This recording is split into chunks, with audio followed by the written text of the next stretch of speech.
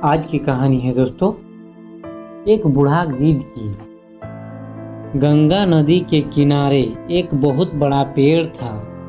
इस पेड़ पर बहुत से पंछी रहता था। एक दिन एक बूढ़ा गिद्ध वहां आया और पंछियों से बोला कि क्या वह इस वृक्ष के खोल में रह सकता है। सभी पंछियों ने बूढ़े गिद्ध की वायु को देखते हुए उसे वहां रहने की इजाज़त दे दी। वे अपने हिस्से के भोजन में से भी कुछ भोजन उसे खाने को दे देते हैं। बूढ़े गिद्ध को बहुत अच्छा लगता था। वह मन ही मन सोचता था, ये पंछी कितने दयालु है। अतः जब वे अपने बच्चों के लिए भोजन की तलाश में जाया करेगा तो मैं पीछे से इनके बच्चों की रक्षा किया करूँगा। उस दिन के बाद से गिद्ध ने उनके बच्चे की रक्षा करनी शुरू कर दी। सभी मिलकर हंसी खुशी रहने लगे। एक दिन एक बिल्ली वहाँ से गुजरी। उसने उस पेड़ पर नन्हे पंछियों के चहचहाने की आवाज़ें सुनी।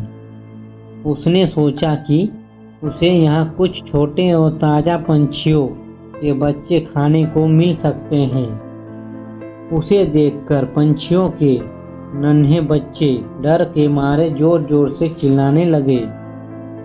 तभी बूढ़ा गिद्ध चिल्लाया, कौन है? बिल्ली ने सोचा कि यहाँ थोड़ी युक्ति से काम लेना पड़ेगा। वह बोली, सुप्रभात श्रीमान, मैं बिल्ली हूँ। बूढ़ा गिद्ध बोला, यहाँ से चली जाओ वरना मैं तुम्हें खा जाऊँगा। बिल्ली बहुत चालाक थी। वह बोली, श्रीमान मैं कुछ कहना चाहती हूँ, उसे सुन ले, फिर उसके बाद चाहे तो मुझे खा लेना। गिद्ध ने सोचा कि क्यों ना उसकी बात सुन ली जाए। बिल्ली बोली, मैं गंगा नदी के तट पर रहती हूँ। मैं बहुत ही धार्मिक विचार रखती हूँ। मैं गंगा नदी में स्नान करके आपका आशीर्वाद लेने आई हूँ। गिद्ध बोला, मैं तुम पर कैसे विश्वास करूँ?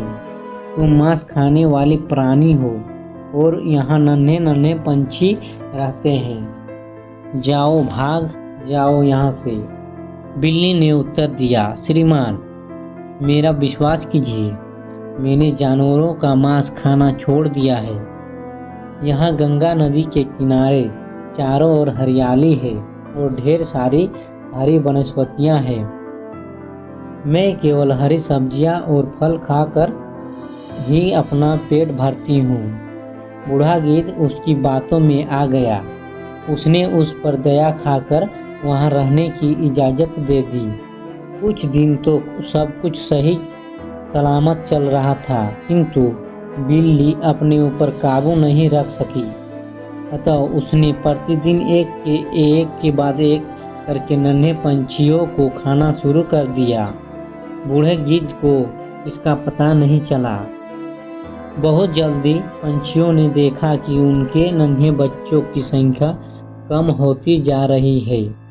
उन्हें चिंता सताने लगी तथा वे उन्हें वहाँ ढूंढने लगा। चालाक बिल्ली ने इस स्थिति को भांप लिया और सोचा कि अब वह पकड़ी जा सकती है। अतः वह वहाँ से भाग